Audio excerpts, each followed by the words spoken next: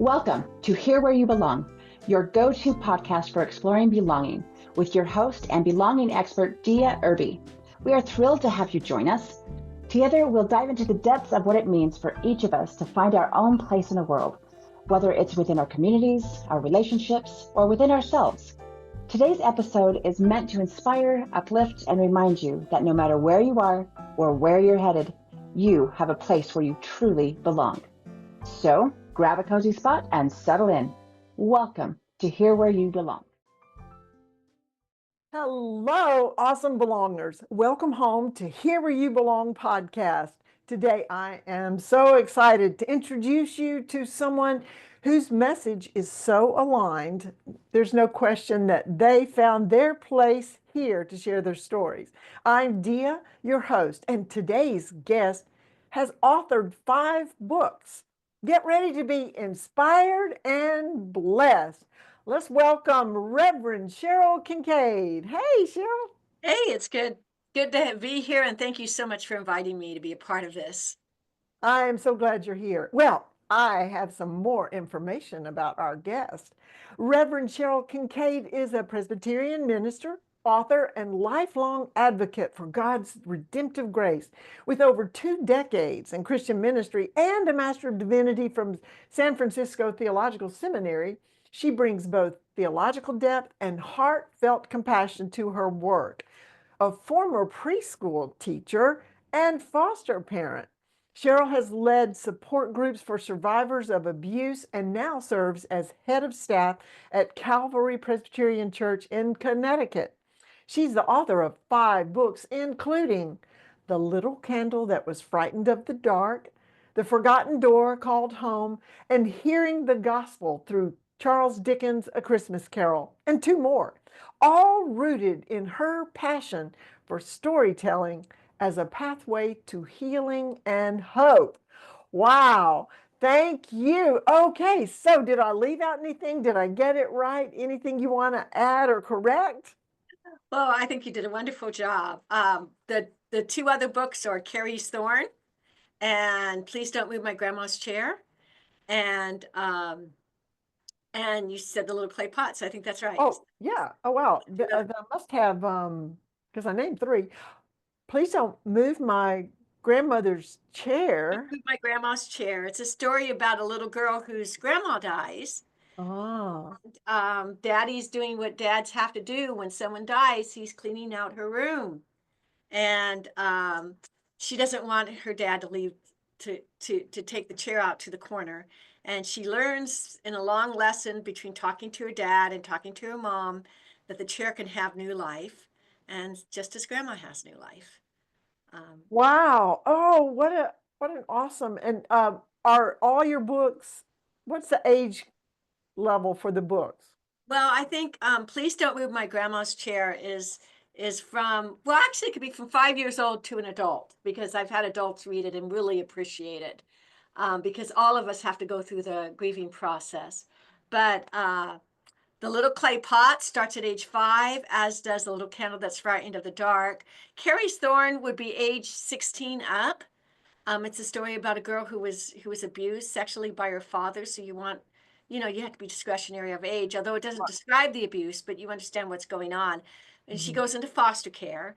And then A Forgotten Door Called Home is about when she ages out of the program. Again, that's a 15-year-old up on those 2.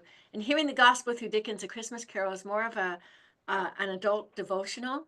And I think it would be young adults, about 17 age and up for that one. Well, you are quite the storyteller. And like, Please Don't Move My Grandma's Chair can go all the way up to an adult, but who's going to read to a 5-year-old? An Yeah, adult. So an adult, yeah, and I hope that it if touches the adult as much as the child, or the child within the adult, I should say. Exactly. So if you're going to have a book read to a child often, then the parents have to like it, or the adult has to like it. So yeah, well, that's awesome. Do you have more coming? I'm working on a book called A Hope and a Future, and it's a devotional for women who've been sexually abused. Oh, that's going to be valuable. Yeah. All right, as this, thank you for all that. That's, I love writers. I love, I think we all have a book inside of us, at Yeah. least one. Like the cartoon with the doctor doing the operation, he cuts open the guy and he goes, "Yep, there's a book inside here." Um, but this is about belonging. And I invite my guests to just tell their story about belonging. Obviously, you have a passion for people and you have provided belonging for other people. How did you get to that point? Well, I think when you talk about belonging, there's lots of books about survivors of sexual abuse that talk about secrets that they held. For me, it wasn't a secret. Like a lot of women, it was I didn't understand it. So Mm, my secret was I can't put into words what happened to me. Here I was going to church. Here I was a part of a larger nuclear family. I had my aunts and uncles, and I couldn't describe, I couldn't call out for help. I didn't understand what was happening to me. So one of my biggest belonging is a God story. So that pulling your feet if your toes will get trampled on by a religious story. But my parents were having a fight about love, and my father called what he did to me love. And I had gone to church the Sunday before and heard the story of the prodigal son. And it was beautifully told, correctly told. And there was something called chalk drawings in those days where people would draw a picture in fluorescent chalk, then they draw a picture over the picture. And at the end of the picture, they turn on a fluorescent light and you'd see the picture behind the picture. mhm, So in the prodigal son, they showed the boy, excuse me, feeding the pigs at the end of the story, dirty and despondent. And I resonated with that even I was only like 5, but I totally resonated with it because I thought of the sexual abuse. And when they turned the fluorescent lights on, they said, and the father was there all along, and there was the picture of the father holding the son. Well, what I got from it, even though it was beautifully told and appropriate, was that if I die, I get to go to heaven, which probably wasn't the lesson the teacher wanted me to get. So during this fight between my parents, we were on a third story. I thought if I threw myself out the window, I could go be with Jesus. And I got up and could not do it, went back to bed. And when I tried to get up the second time, felt this very warm hand on my stomach and heard a voice say, God is love. And that's when I totally belonged. Now, again, I told you that with abuse, it's not sometimes a secret is you don't have words to speak it. So I went to a very formal Presbyterian church where people did not hear God talk to them. And I didn't even feel like I could share mhm, that story. So when mhm. you get to an age, if you grew up in the evangelical community where they ask, when did you accept Christ? I always said it was hearing the prodigal son. And I let them fill in the rest, but it was really that moment that I realized I belonged to something that was greater than my family and my circumstances, that there was a love outside of sexuality, and there was a love outside of abuse, and there was a power outside of those things that could get me through harder things.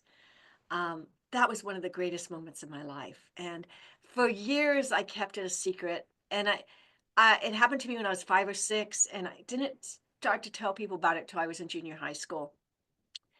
It Wow. was so accepted by the people I told. Now, I think they were horrified. They were kids that went to my church, and they came from nuclear families where this stuff didn't happen. But they accepted it, and I felt accepted, and I felt like there was something in this that was going to direct my life and mold me. And it became from a part that I just kept quiet because I thought that is so embarrassing that that happened, to a part of this is what God called me to talk about. And Wow. it elevated me to a greater sense. And like everyone in my life, I've had times where I felt ostracized and snubbed off. I was, when I was in my college age, I was a part of a big Baptist church that I went to, where most of the kids had trust funds and were going to college, and I was working my way through school. I felt very alone. My politics were different, partly because I grew up on social services. I felt very ostracized in those conversations, but I've always felt a belongingness with Jesus. And then with Jesus's people, God has always been faithful in providing me with one or two really good friends that I can tell everything to. And so that's the great blessing in my life. That's where I really belong. And we were talking before this interview started that one of my favorite verses is how can two walk together unless they agree? And it reminds me of all the times I've walked with people where we find a commonality. We find like, oh yeah, that happened to me too. Or, oh yeah, I totally agree. And those walks can be a blessed experience. You're walking with someone who totally understands where you're going. It reminds me of the two disciples on the road to Emmaus after the resurrection. They just lost their Messiah. They weren't sure what to do. They were just walking and they were, because they were going to Emmaus, they were probably walking into the sunset, so they couldn't see where they were going. And as they were walking, Jesus comes beside them and says, oh, I got something that's going to bring you two together. And that's what the Messiah had to suffer. You're not crazy. And there might be a better picture down the road. And that brings them together. And I think of that. That's the greatest joy. That's where I feel like I belong, is when I'm in conversations where we find that common sense of belief or that common need where we need God. Wow. So how you're head of or running the church, how do you make sure there's a sense of belonging for the people in the church? Well, I'm rather lucky, and this church has a very strong tradition of loving people. I have been in churches that don't, and it's a really difficult thing to teach them. Um, you know, in my book, Hearing the Gospel Through Dickens' A Christmas Carol, I talk about how Scrooge is described by Charles Dickens as a tight-fisted sinner. His hands are clenched. He cannot touch anyone else because he's so scary he's going to lose the little bit he has. And as a result, he lives in poverty, even though he has great wealth. Mm-hmm. And that's the great illustration of the story. And the word Ebenezer, when you look up in 2 Samuel 14, means the Lord has brought me thus far. God brought me a certain space. That's what the word Ebenezer means. So I think one of the things I have tried to teach Christians to do is open up their hands, especially a church that feels like it's dying. Then they're going to clutch their hands more, and they're going to die more, by the way. They've They're got going to die faster. yeah, you've got to open up your hands. There's so many things in our life that we're not in control of, no matter what we say. And as you hit your 60s, every time going to the doctors, you know that something might be there that's not going to get cured. That's life. But if we spend our life just hanging on to the stuff we've got a very shallow existence in front of us, a very impoverished existence. So teaching people to open up their hands first to God and then to their neighbor, I think, is the most important thing. And I have found a lot of churches that aren't loving, it's because they felt like God hurt them. There was a scandal in their past. Mm-hmm. Was money that didn't come forward. There was a prayer that wasn't answered. There was a disappointment. That brings us back to the road of Emmaus. Their Messiah just died. We thought he'd redeem Israel, and he didn't. And Jesus says, whoa, whoa, whoa, whoa, whoa. Didn't you know the Messiah had to suffer? He doesn't go directly to the resurrection. He says, didn't you know bad stuff will happen? That's all the way in the Bible. He starts there. He doesn't start with the resurrection. And Mm-hmm. that's one of the things you need a friend to come by and say, oh, whoa, whoa, wait a moment. Didn't you know life would have death in it? It would have pain in it.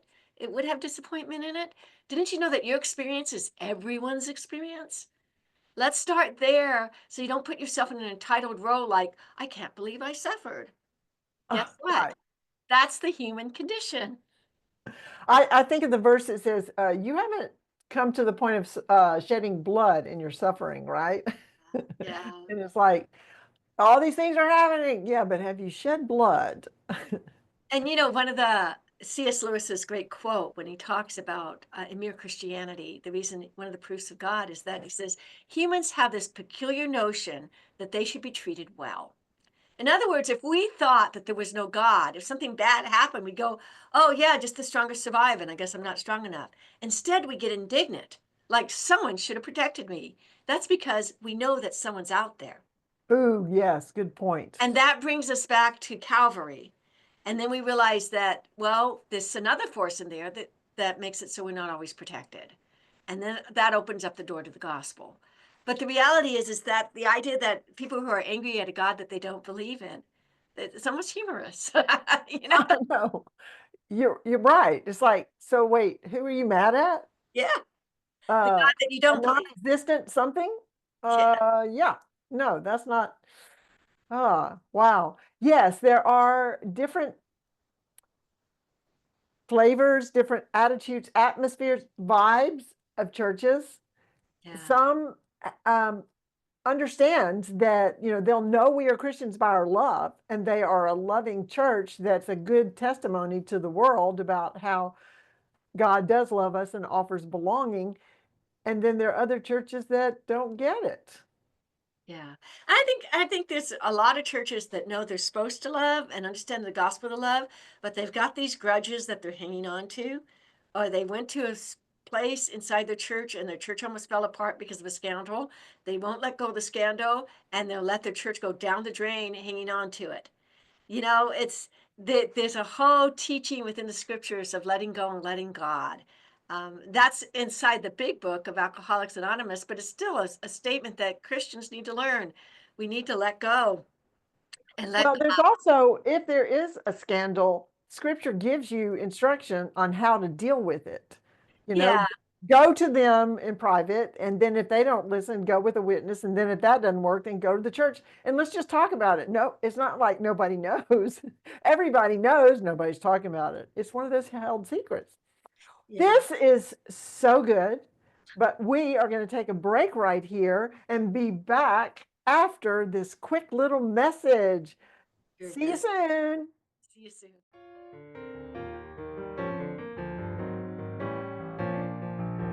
Hey there. Isn't my guest amazing? So glad you joined us today. In this world that often feels disconnected, building community and fostering belonging are essential. That's why I created this podcast, to bring inspiring people to you, to encourage you to create that sense of belonging and community, no matter where you are. If you're being blessed by my guest, and we have some more, like, subscribe, and share this podcast. You know who needs to hear this. Stay connected, stay true to yourself, and always remember, you belong. Now, back to our amazing guest.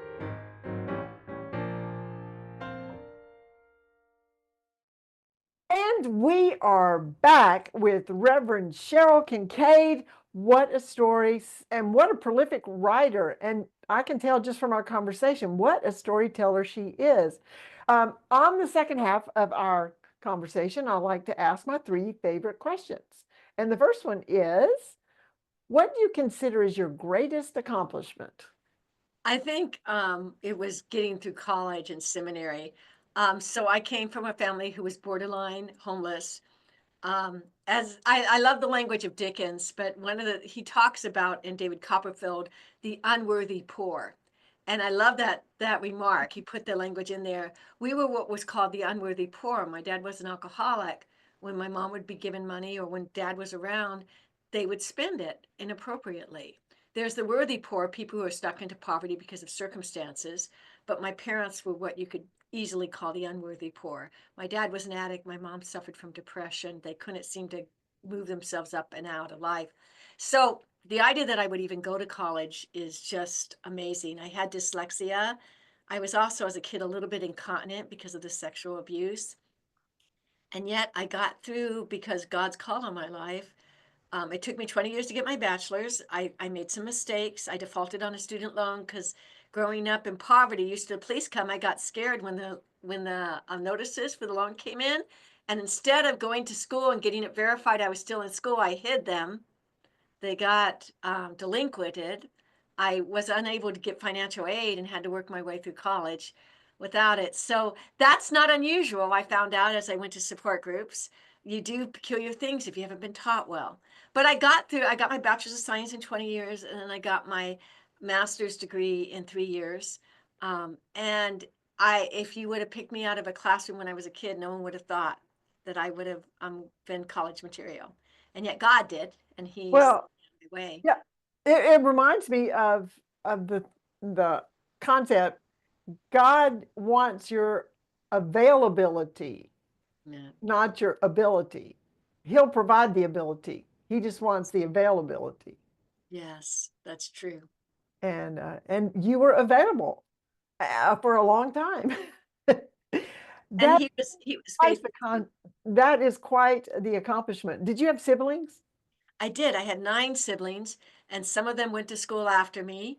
I had a sister who got an engineering degree. Now she works for the government as an engineer. A brother who got a law degree, became a lawyer. Um, I have a another brother who's an actor. He works in the theater. But I have some siblings. I have one sibling that still struggles with homelessness. I count ourselves fortunate that none of us have been long-term addicts, even though addiction was in our family. That some of us have struggled with it. Some of my, but they said they have sobriety now.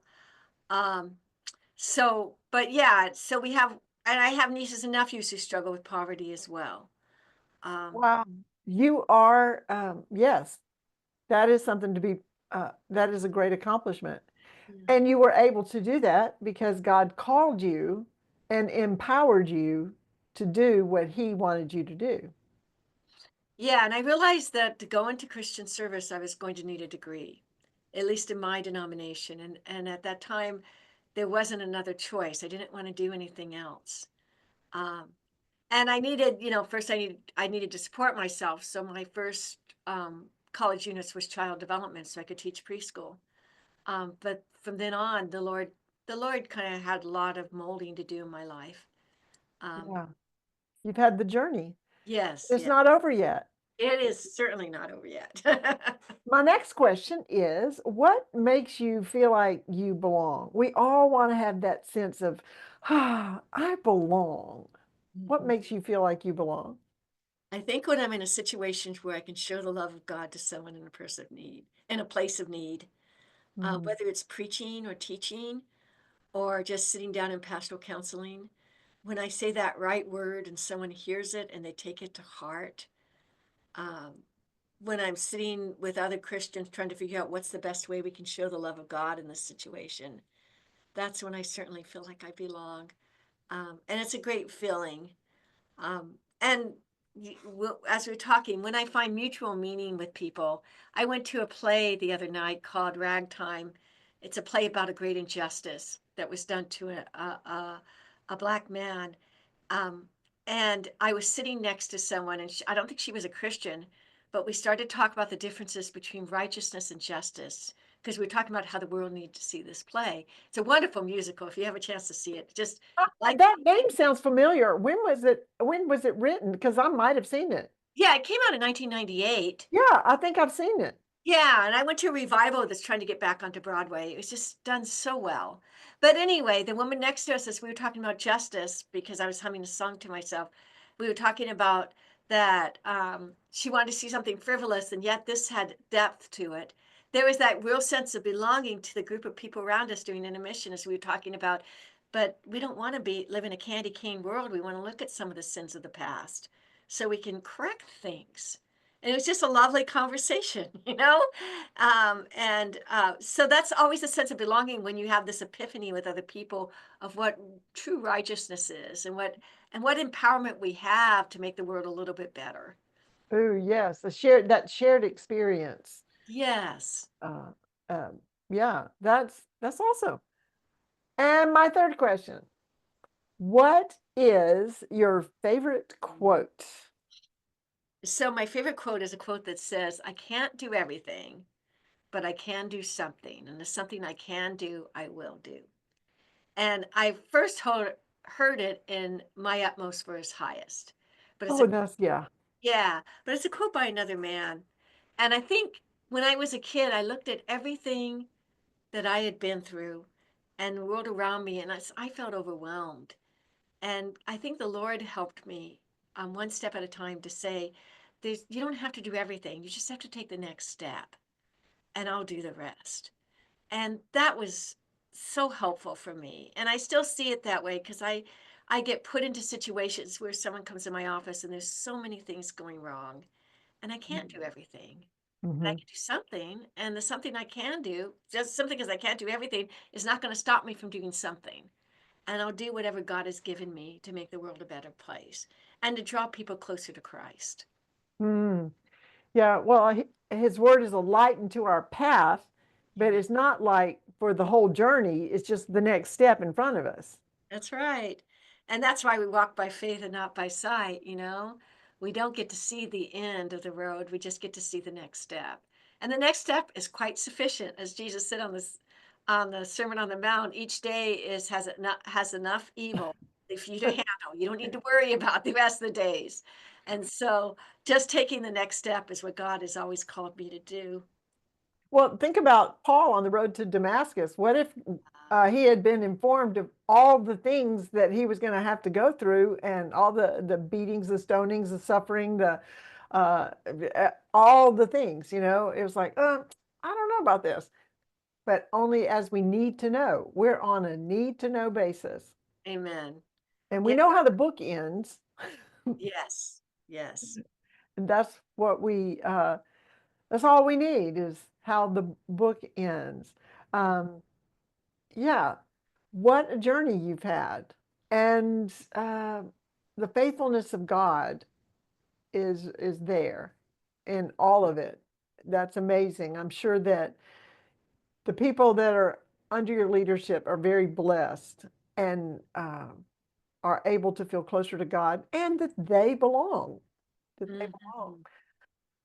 Okay, before we close, do you have any final words or parting advice, or anything you would like to share with the belongers? Well, people often ask me in an interview, what do I want people to know, to take away from me? And I really want this one statement for people to know, is that there's nothing that's happened to you, or nothing that you've done to yourself or someone else has done to you, that's beyond the grace of Jesus Christ. I want you to know that. When the hand was on my stomach and I heard God is love, that same hand is reaching out to you. But if you want to know more about my books, or about my book on Charles Dickens, I have a website that's dickensandchristianity.com. Mm. And it tells about Charles Dickens' faith journey and why he quotes scripture inside his books.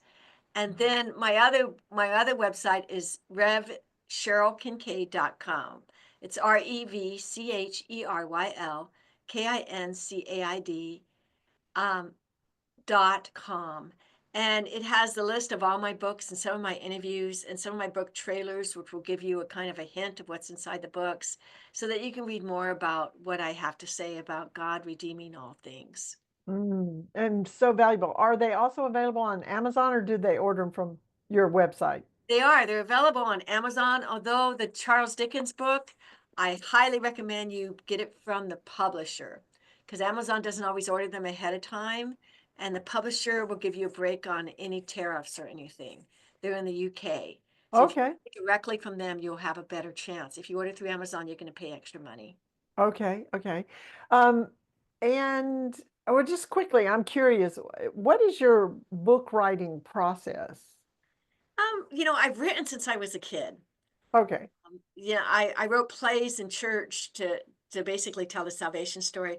But today when I write, I have to go up to my room. I'm kind of an old school, turn everything off, and just have to go on the computer and get it all down, and then get it through spell check, and then come back a couple of days and resource it.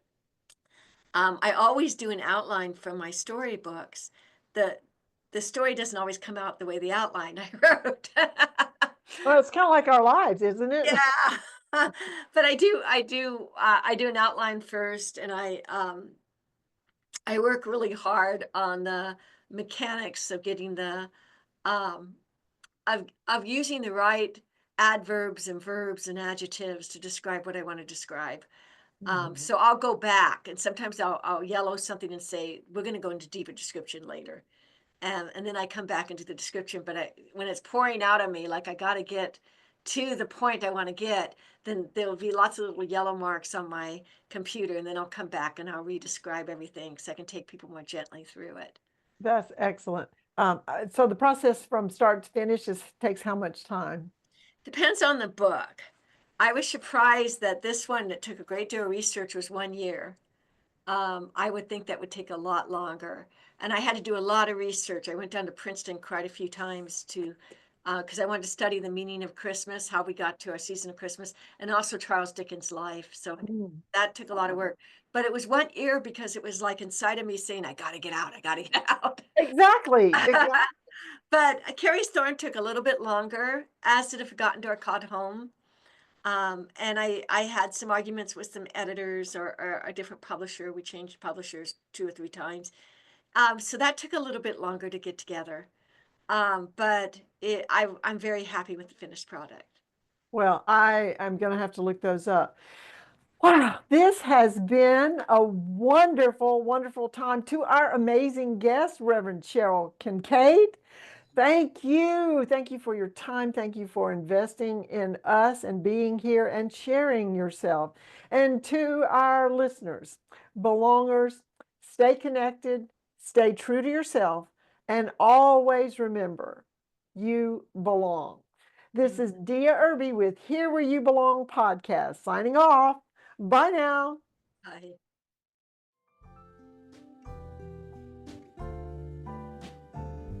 Thanks for tuning in to Hear Where You Belong. We hope today's episode has inspired you to embrace the beauty of belonging in your own life.